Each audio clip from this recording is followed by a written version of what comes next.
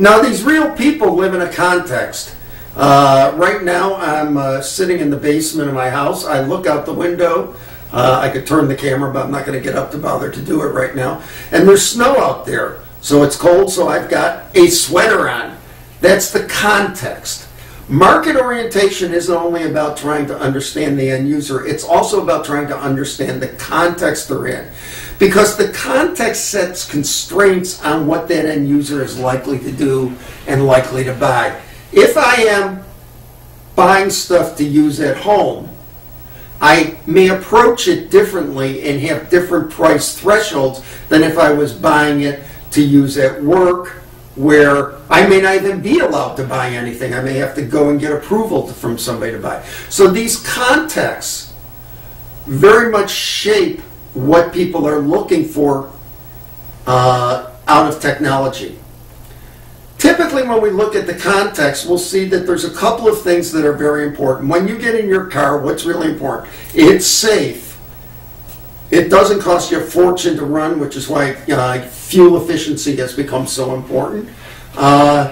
It starts reliably, and after that, we're into the stuff like I may want a great sound system, or gee, I have a bad back, I want a nice seat.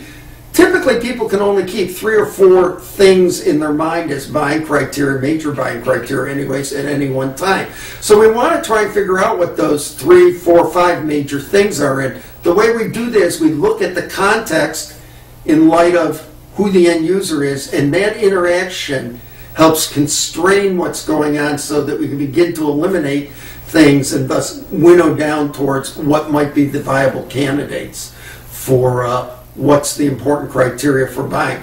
That's the trick to figuring out where we're going to go to select an application to move this technology to market. Let's take an example. I have a piece of sapphire. I can use it to make watch crystals, or I can use it to make the windows on solar collectors. Sapphire is very hard, can take a lot of heat.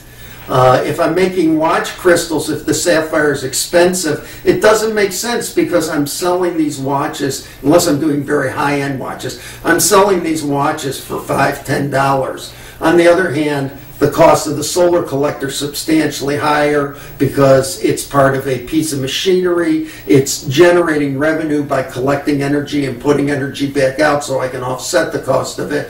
And in that context, I can pay more.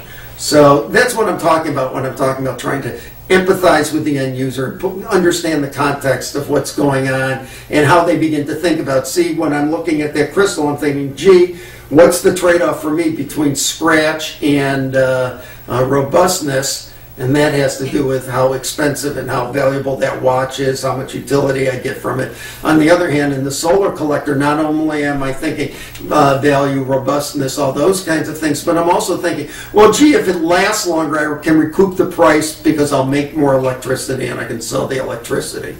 Okay, enough on market orientation. Read up on it, you'll get a much better understanding of it. And let's go to the next topic in the next session, which is why do we even care about technology?